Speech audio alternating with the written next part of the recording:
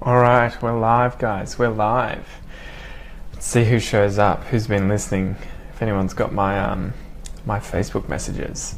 So, today we're going to be doing a whole bunch of different expressions in English. So I've got up here 50 common expressions used in English, just different idioms. We'll see how we go. Hopefully you guys will like it. Let's see if I've got this camera done right. Let's see how we go. First one is a hot potato. A hot potato. So this is when we speak of an issue, mostly current, which many people are talking about and which is usually disputed.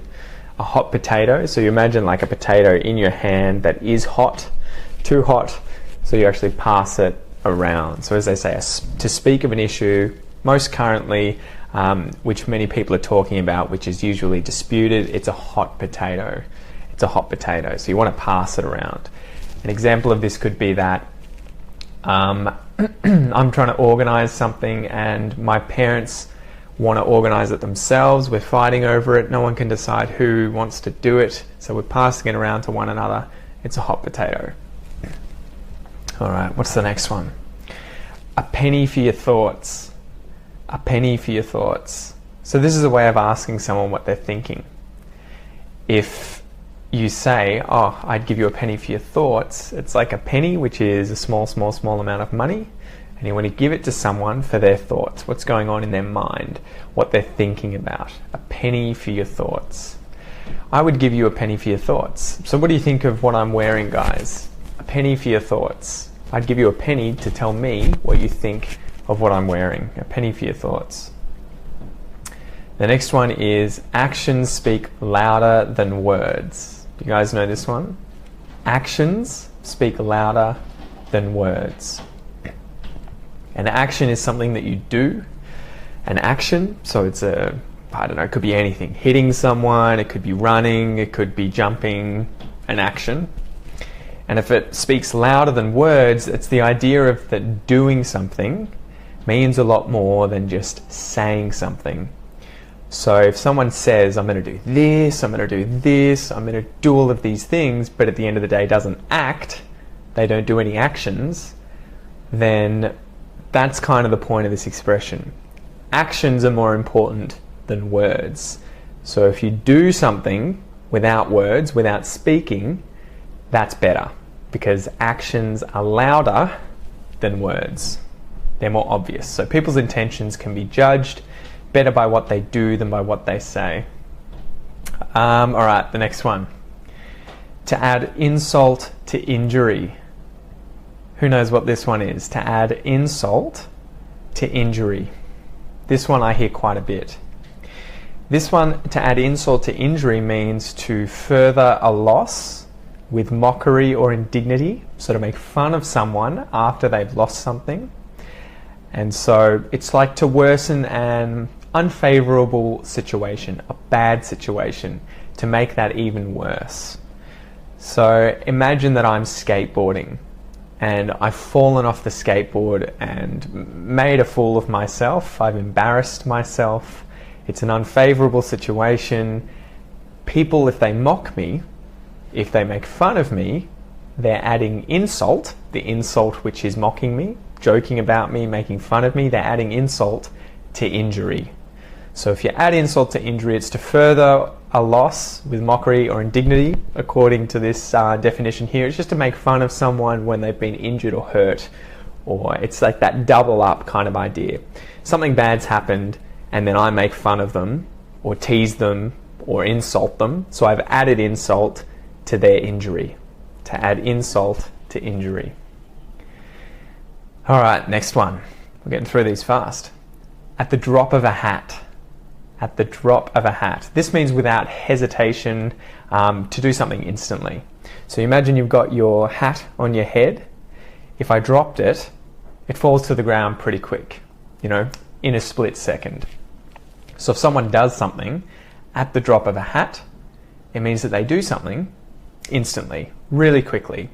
So if I was sitting on the couch watching TV and I was expecting takeaway food to arrive, if I hear the doorbell ring, someone could say, and he was up. He went to the door, grabbed the takeaway food at the drop of a hat. So he did it instantly at the drop of a hat. What's another example? Imagine that I just suddenly left my house and went for a run, and someone said, "Where's Pete?" Someone else could say, "Oh, he just left at the drop of a hat." Just all of a sudden, without hesitation, he just left and went for a run at the drop of a hat. So, what's the next one? Back to the drawing board. Who knows what this one is? Back to the drawing board. We use back to the drawing board when an attempt to do something, an attempt to complete something fails. So it's time to start again. It's time to start all over. And this one ties in with it's time to go back to scratch or to start from scratch. If we go back to the drawing board, I guess it probably comes from the idea, without me looking it up, of someone drawing up plans. Imagine an architect drawing up plans for a house. If those plans failed and were awful, he could scrap the plans, he could throw them away and go back to the drawing board to start drawing his plans up again. So if Aussie English failed, if no one liked Aussie English and I was like, no one likes it, but I want to come up with something that I can do similarly, I could say it's time to go back to the drawing board and start again. It's time to go back to scratch. It's time to start from scratch and begin again. All right. Ball's in your court. The ball's in your court.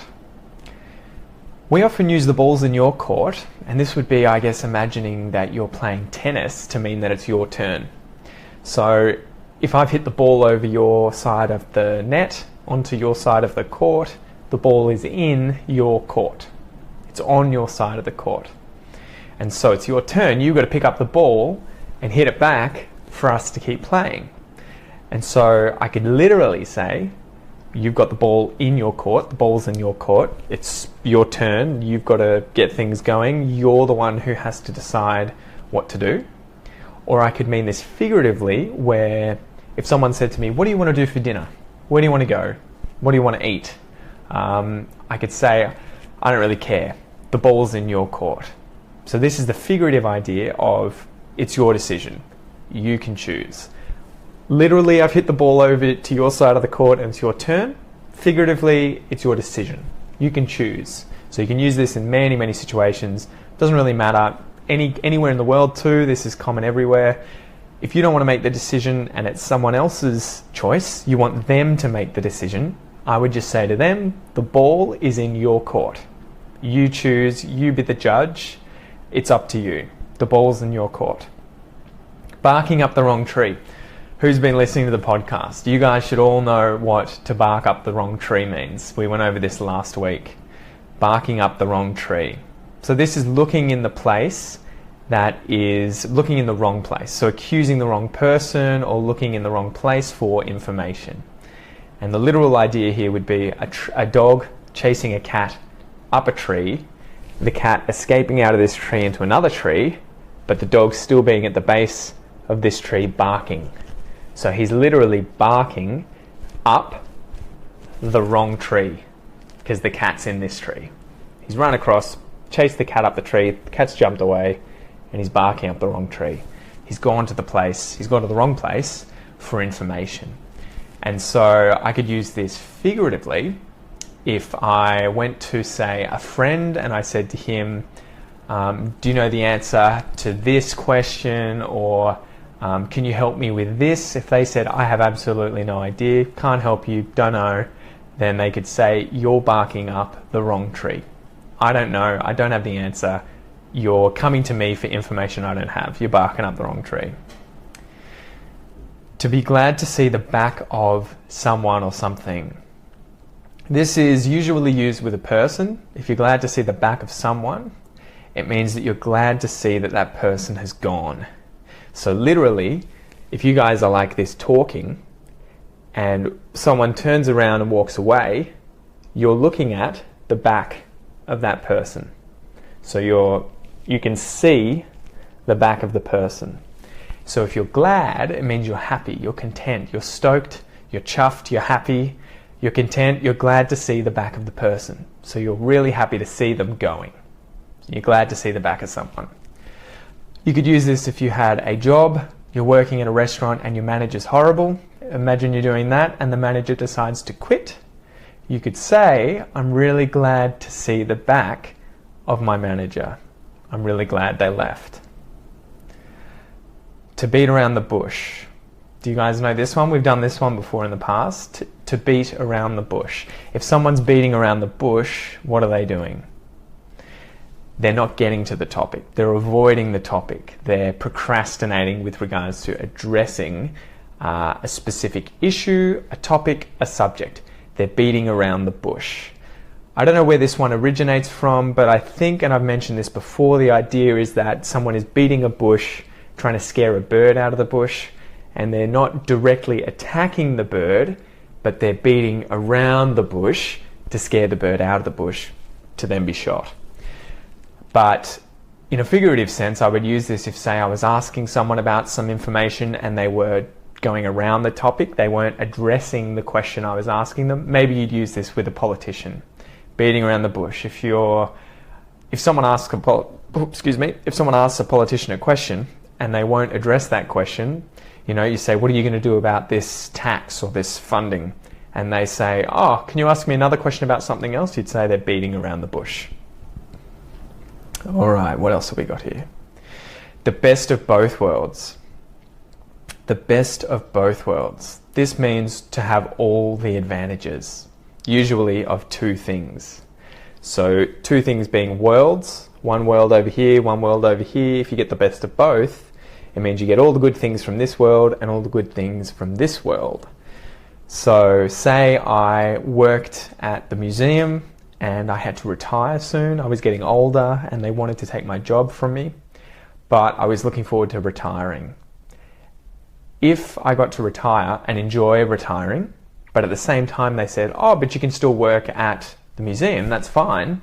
You've got the best of both worlds. You still get to do what you wanted to do at the museum, but you're also retired and you've got a lot more freedom. You've got the best of both worlds. Imagine too that, you've got a car in the city and you like driving, but you're worried that you're going to have to find somewhere to pay to park the car. If someone offered to pay for you to park somewhere, or you share the car and you don't have to pay for the parking, you get that for free, you could say you get the best of both worlds because you can drive, but you don't have to pay for this thing. The best of both worlds. Two things and you get the positive side of both of them, the two advantages. The best thing since sliced bread. This one's a common one. The best thing since sliced bread. Bread, I'm sure you all know what bread is. If you slice bread, the verb to slice, it's you take a knife or you put it through a machine that renders the bread, that makes the bread thinly cut. So it's all sliced up, completely sliced. We often refer to this in English as being like a really awesome invention from a very, very long time ago. So if you hear someone say it's the best thing since sliced bread, the basic idea here is that something is a good invention, it's a good innovation, it's a good idea, it's a good plan, and it is the best plan, idea, innovation, or invention for a very long time since sliced bread was invented. It's the best thing since sliced bread. So this will often be used, for example, if someone picked up a hobby that they really liked, you could say to them they think of this hobby as the best thing since sliced bread. So sliced bread was invented ages ago, donkey's years ago, and since then there hasn't been much of interest until this person has finally found, say, a hobby, surfing, learning English, and they're obsessed with it, they love it, they think it's awesome, then you could say they think it's the best thing since sliced bread. All right.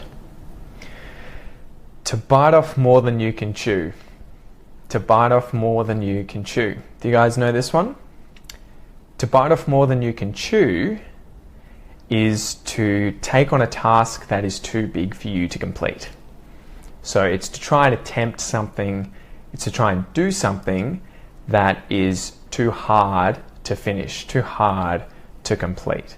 So for example, if I could do this literally, for instance, I've got an apple and I bite literally half the apple off in my mouth, then I could say that the piece that I've bitten off is so big I can't actually chew. I've literally bitten off more than I can chew because I've bitten off half the apple and it's too big for me to chew. But also figuratively, biting off half the apple and it being too big for me to chew is figuratively a task that is too hard to complete. So it's too hard, it's too difficult, it's too big a task for me to complete. So I've bitten off more than I can chew. I'll do one more and then I'll open it up into questions, into question time. So this is where you'll get to ask me any questions you like, any questions at all. A blessing in disguise. A blessing is like something that's really good. It's that's a difficult one to define. But if you have a blessing in disguise, it's something that is good that isn't recognized at first. So that's the idea of it being disguised. Someone's wearing a disguise and you can't see them. You don't know who they are. You don't know what they are.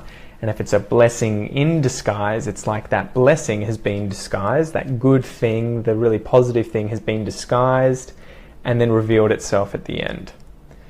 So imagine that I lost my job and then a month after I lost my job, the building that I used to work in burnt down and everyone died. I could say, although that's an incredibly unfortunate situation, that losing my job was a blessing in disguise. It was a thing that happened that was negative at the time and I was really disappointed, and that's what the disguise was, that it looked like it was bad, but then later I realized it was actually a blessing. It was actually a really positive thing because it saved my life. It's a blessing in disguise. All right, so any questions, guys? Any questions? What can I help you guys with regarding English? What do you want to chat about? You guys have to give me something so that I can rabbit on, so that I can talk on. Where is the pancake? Has the price? Okay, Pancake Parlour is the place. Huang.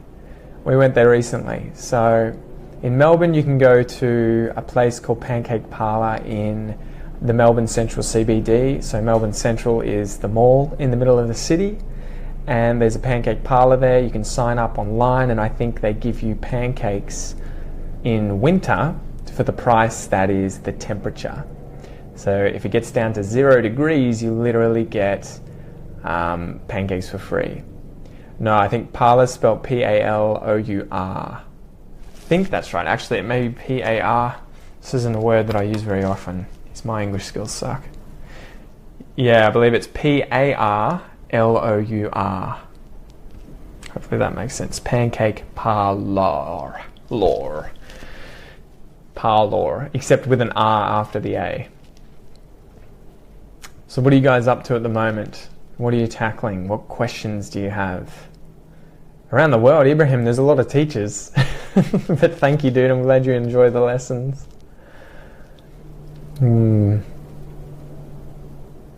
what are you guys currently having trouble with English-wise? What has been difficult? Prepositions, phrasal verbs, expressions? Do you have any questions about Australia? Anything that I can answer in the next 20 to 30 minutes? Ask away.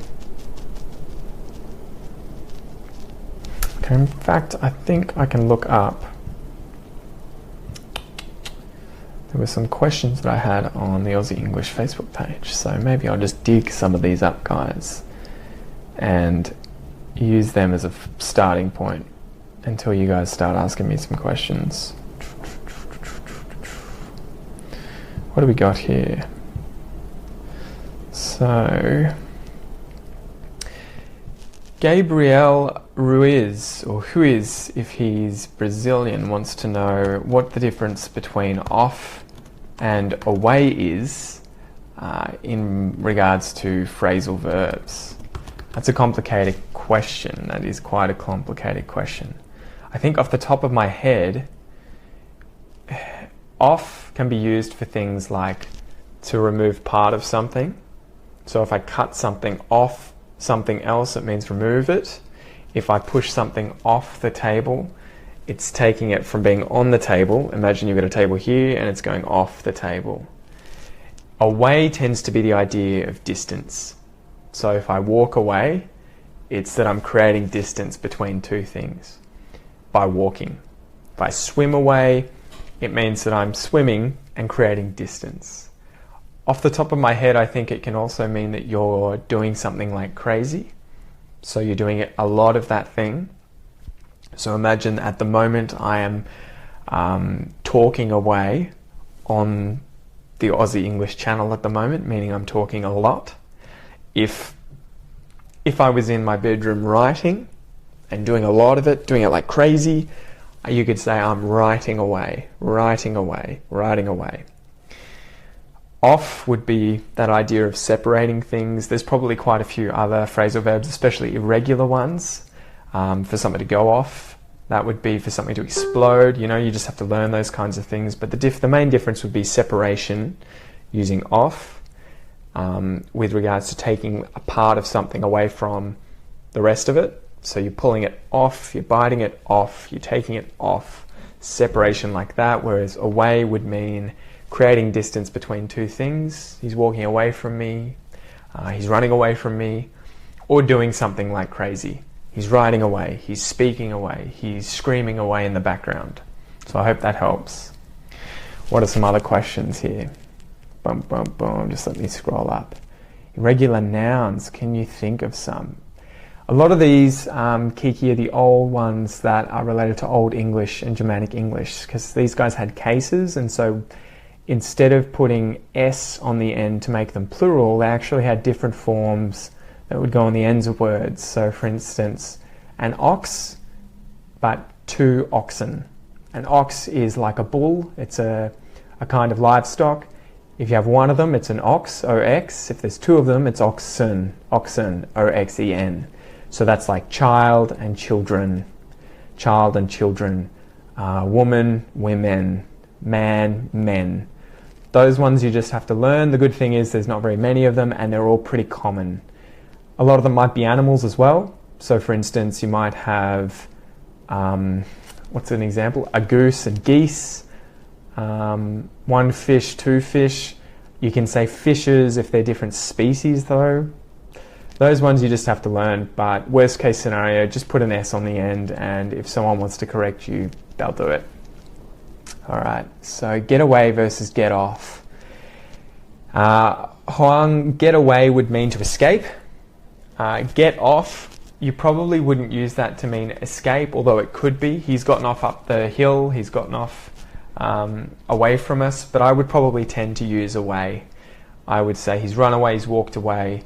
If it was off, he's walked off. It's as opposed to escape. That to me in my head makes me think more of disappear. He's gone. So more so than someone's tried to evade capture, they've tried to escape. It's more the idea of they've just disappeared. They've walked away, they've walked off, they've disappeared. I don't know when to use kind of, sort of, or type of.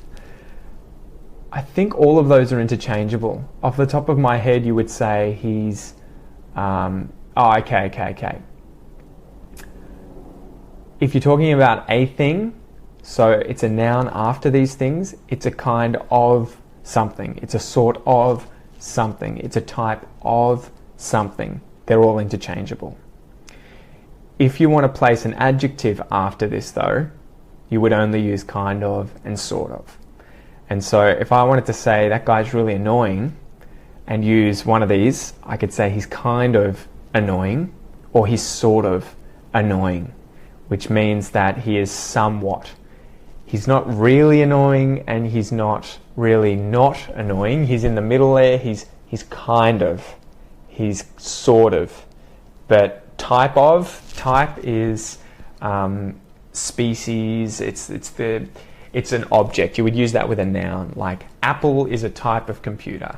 PC is a kind of computer. It's a sort of computer. But if you use an adjective, so the way that you describe someone, you would use kind of or sort of, and they're interchangeable.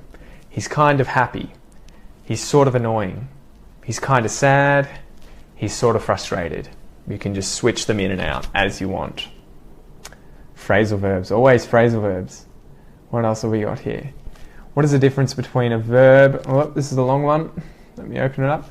What What is the difference between a verb with up or out and verb without them? For example, to work out, to read up. That's a difficult question. These are very, very subtle differences. Work by itself is like to function or to literally work. I don't know if I can use anything to say that more simply. So it would be like if you work, you go to a place and you sit down and I can't think of a simpler verb to use, but you work, you do things there. If you work something out, so that's where the phrasal verb is separable. You can work out something or you can work something out. That means to discover, to figure out, to examine and solve. So you'd work out a problem. You would work a problem out. It depends on how you want to say it, but you can split it. You could also use work out as in to work out, to go to the gym and do weights. I think that's one of those irregular phrasal verbs where it doesn't really make sense there, but it's used there.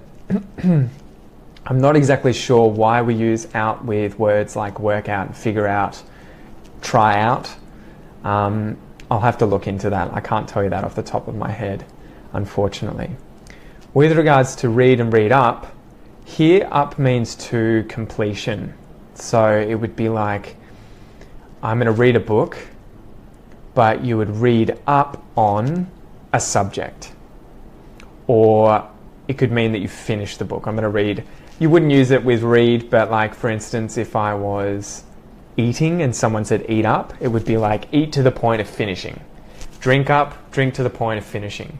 So if I had a drink here, I could drink it, so I'm drinking a little bit, or I could drink the whole thing. It's kind of ambiguous as to whether I drink a little bit or a lot. Whereas if someone said to you drink up or eat up, it means finish it. Finish it. If you read up on something though, that means to better learn about it, to investigate it, to study it, to read up on a subject. So I might read up on maths, I might read up on how to do karate, I might read up on evolution, I might read up on teaching English, I might read up on the grammar later on for why we use phrasal verbs without, because I don't know the exact answer. So to read up on something. So it's a difficult question, but you'll get an idea for this. I'll do some stuff in the future where I'll go over up and out and the verbs that they go with commonly and the different ways that they're used. But yeah, just keep using them, keep practicing them, and you'll start to see the patterns that emerge. What are some other questions? Can you please pronounce YouTube, during, and duration? So the difference there, I think, that you're trying to get at is YouTube is like a ch. If it's a tu, we say it as chew. So it's like a ch. YouTube. With words that start with d and then have a u, it's more like a j sound. Ju. So I'd say it like during and duration. Whereas YouTube, it's a ch sound instead of a j. J, like a j, and ch, like a ch.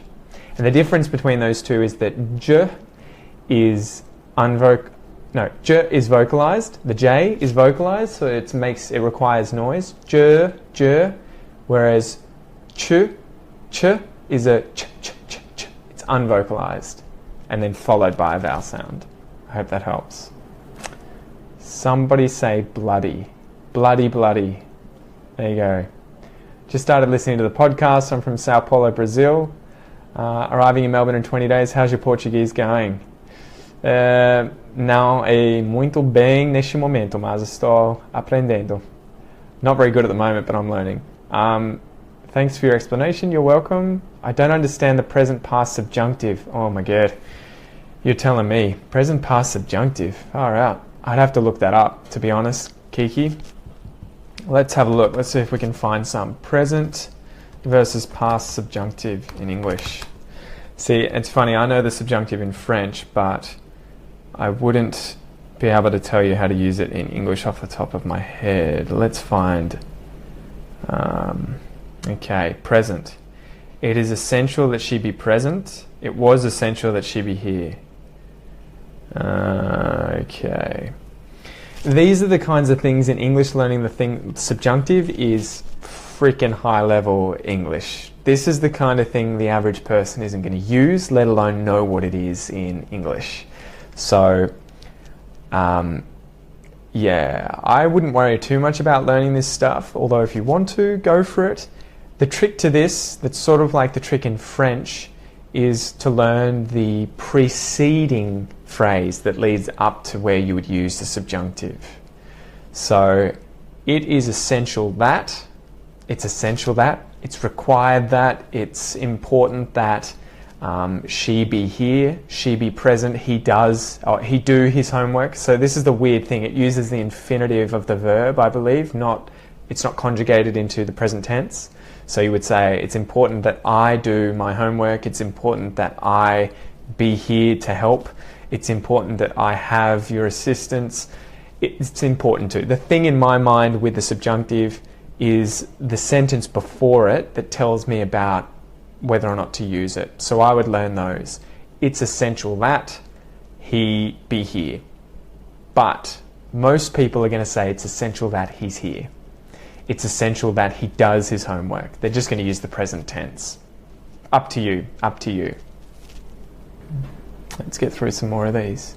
Can you please explain to go all out, flat chat, full throttle, flat out like a lizard drinking? Oh my gosh, Ruchi, that's a good one.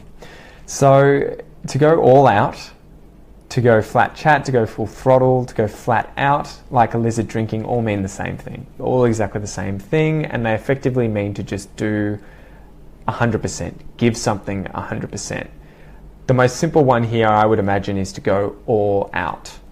And you have to use all in there. You can't say to go out. You have to say to go all out. And the idea there would be that you're spending everything that you have. You're going all out. I'm not sure if this is the opposite of the idea of going all in, which is what you would do if you're playing a card game and you bet all of your money. If you push all your money in, all in, to the center where all the bets are going, then you're going all in. So you're saying, I'm going to go all in, I'm going all in, I'm putting all of my money into the center for this hand, I'm going all in. If you go all out, the idea is the same thing, but in this sense, it's more expenditure of energy. So if someone was driving their car and they were driving it all out, they were going all out, it would be they're driving as fast as they can. They're going flat chat, they're going full throttle, they're going flat out like a lizard drinking. Flat chat would be the idea of having your pedal in the car pushed to the bottom. I don't know where this originates from. I'm sure chat here probably has something to do with that. But flat chat would be full throttle. The same thing there. Full throttle and flat chat is to push all the way down on the accelerator and to be going 100%, to be going as fast as possible, to be going all out, to be doing as much as possible, to be going flat chat. Those two, though, would be more used with regards to speed. So you can't really go flat chat and full throttle the same way that you can go all out. What are some examples? I could spend a lot of money on decorating my house and I've gone all out. If I spend a heap of money, more than I should have, I've gone all out, no expense spared, I've completely done up the house and made the house look amazing, I've gone all out. You can't say in that sense, I've gone flat chat or I've gone full throttle, because it's got nothing to do with speed. So flat chat, full throttle would be doing something quickly. Whether you're physically in a car, driving as quickly as possible, or whether you're trying to complete a task that requires time, that requires you to do it quickly, then you could say also, I'm going flat chat. I'm going full speed at trying to complete the task at hand. So if I'm at work and I need to get all this stuff done, and if I'm doing it incredibly quickly, I could say, yeah, I'm going all out. Like I'm trying to do it as quickly as possible. And I could go all out in the sense that I'm trying to do it as well as possible, as as good as I should. But then if I'm doing it as quickly as I can, I'm going flat chat, I'm going full throttle. And the same thing you could say flat out. I'm going flat out. I'm going as quick as possible. But then we also say flat out like a lizard drinking. The idea being that the lizard's tongue is flicking into the water really, really quickly to get the water up into its mouth. And so it's going flat out. It's going as quick as it can. It's going really fast. Full throttle, flat out. So that was a long explanation, but I hope it helps, Ruchi. What else have we got here? What does champagne taste on the beer budget mean? Champagne taste on the beer budget. That's an interesting one. That's the kind of expression that I haven't heard before, but I can definitely gauge, I can definitely work out what it means. To have a champagne taste on a beer budget or on the beer budget would mean that champagne's the expensive thing and beer's the cheap thing. And if you only have the budget to pay for beer, it means all you can afford is beer, but you have the taste, you have the enjoyment of, you prefer champagne. So it would be like, I hate beer and I don't drink beer. I love champagne, but I only have enough money to pay for beer. So I can't really afford, I have really good taste, I have really high quality taste, but my budget is really low. So I have champagne taste on a beer budget. I hope that helps. Any more questions before I bail, guys? Can I help you with any other stuff, English-wise? Any other expressions, phrasal verbs? Anything else you want to chat about before I go to my next lesson? Hit me up. Give me some questions quickly, guys. Go for it. I might close down some of these windows.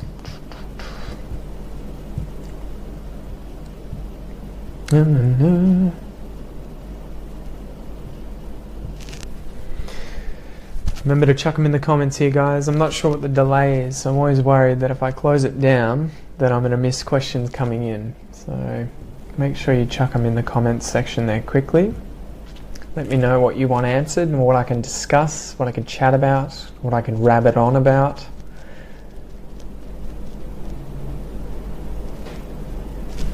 Let's see, I think I had another question on the Aussie English website, so maybe I'll go and jump over and have a quick squiz, have a quick look. Hopefully you guys remember what a squiz is. A squiz is to have a look. No more questions on here yet? Alright. Okay. Onani asks, what do you mean when you say my plate is full? And can you give me some examples? I would use this if I've got too much to do.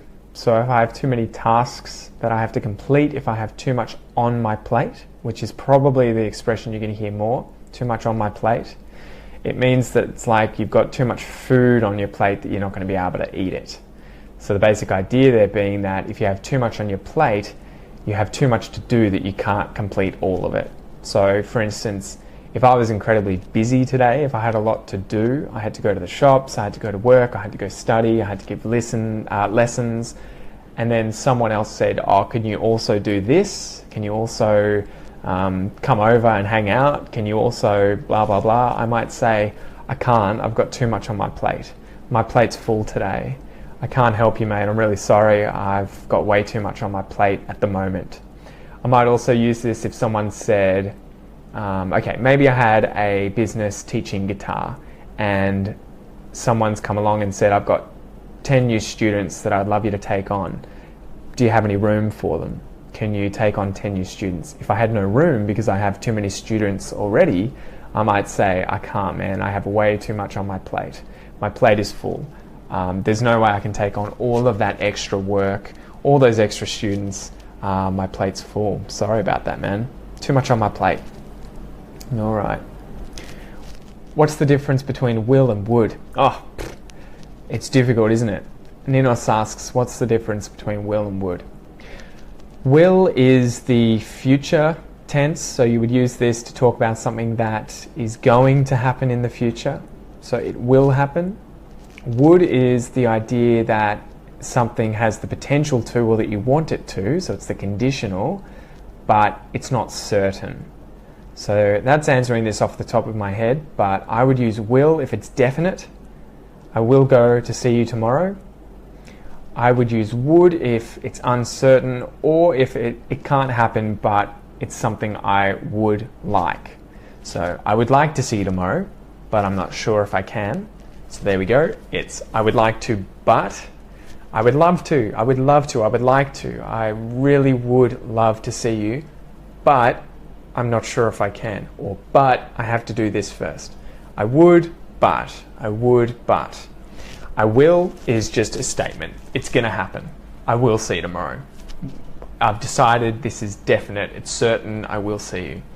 Would has a few other more complex ways that it can be used, such as the past tense. You can use this like used to. These are interchangeable. You can use would and used to talk about something that you did in the past habitually. So I could say that when I was a kid, I would go to the beach every day. So I did it every day. It's habitual. It's something that I did all the time. I did it repeatedly all the time. So I could say, instead of I used to go to the beach all the time, I would go to the beach all the time. My dad would cook dinner every evening. My mum would come home from work at 5. My sister would be really annoying. And this is all in the past. In the past. So this is the kind of thing where it's a repeated action. It happened all the time. It was habitual. She would really annoy me. Dad would cook me dinner. Mum would get home at 5. Would. But most often, you're probably going to hear this in the conditional. I would do this, but. Or in the conditional past, I would have done this, but I couldn't. Or but I wouldn't have been able to. So I hope that helps, Ninus. What else have we got here? What's an emblem? What's the national emblem of Australia? This is an emblem, I guess, in this sense. So it's a symbol, an emblem. It's a symbol that represents something. In the case of Portello Rosso here, it's the restaurant I work at. If it's the Australian emblem, it's the coat of arms, I think, with a kangaroo and an emu on the other side of the emblem. And Australia's always got this weird sort of story that goes around about us being the only country in the world that eats our national emblem, being the emu and the kangaroo are both food. We eat them. You can buy them in the supermarket. And you could also refer to it as the coat of arms, which is that shield with the picture on it, so the emblem. What's the difference between that and this? Distance. So these are both, I think, demonstrative pronouns from my memory. And the plural of that and this are those and these. And the only difference is you're talking about something that, at least in the case of demonstrative pronouns, I just said that, but it meant something else. This is close to me. This thing, if it's away from me, it's not connected to me, it's that. This, that. If I'm holding my computer, this is my computer. If my computer is on the other side of the room, that's my computer. Over there, that's my computer. If I've got two computers, these are my computers. If I'm holding them, if they're in front of me, if they're close to me, these are my computers. If they're over the other side of the room, those are my computers. So this, that, these, those. Hope that helps.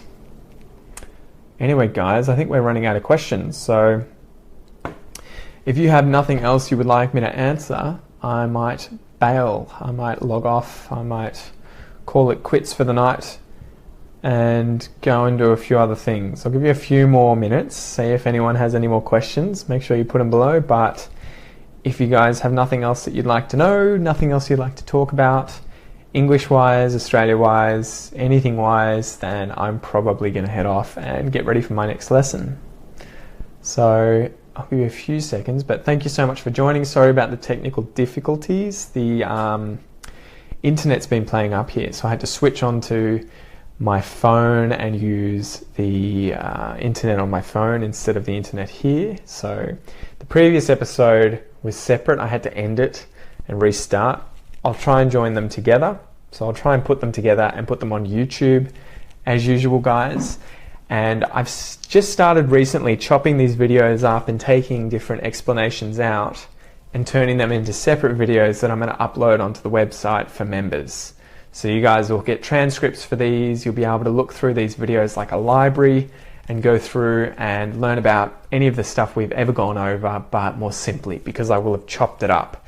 So you'll have all of these expressions on their own, separate little videos that you can get access to if you sign up to be a member on Aussie English. And if you want to learn English fast, I definitely recommend that you give it a go. You can try it for $1. Go to the Aussie English Podcast at www.theaussieenglishpodcast.com.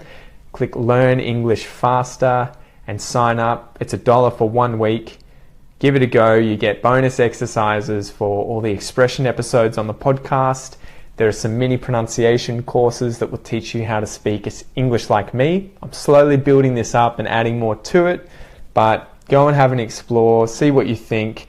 The exercises there are really designed to help you speak Australian English and understand Australian English like a native. So give it a go. I know a lot of you are already members and I really appreciate that. Thank you so much, guys.